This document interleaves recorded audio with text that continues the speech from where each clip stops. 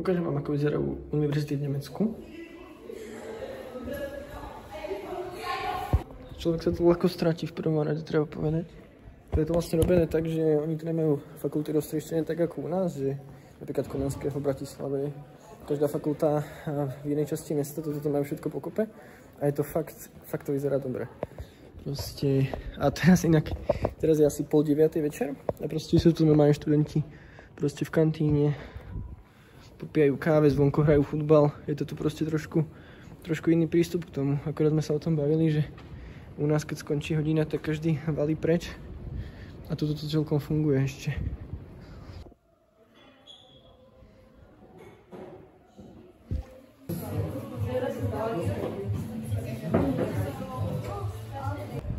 Tak jak som hovoril o tej univerzite, tak to je napríklad kaviareň, to sme asi v strede toho mesta, teraz je vlastne normálny deň, čo chodí do školy a tu sa proste prechádza normálne jak v meste.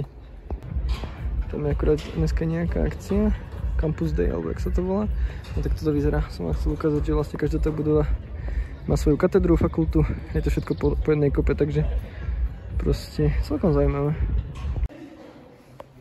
Som až prekvapený, jak je to tu obrovské, akože čakal som, že to bude väčšie, ale...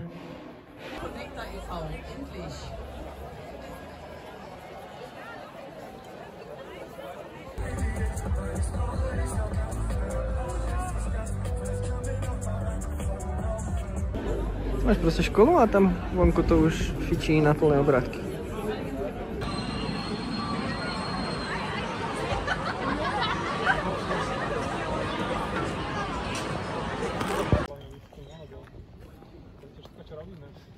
Napadá to.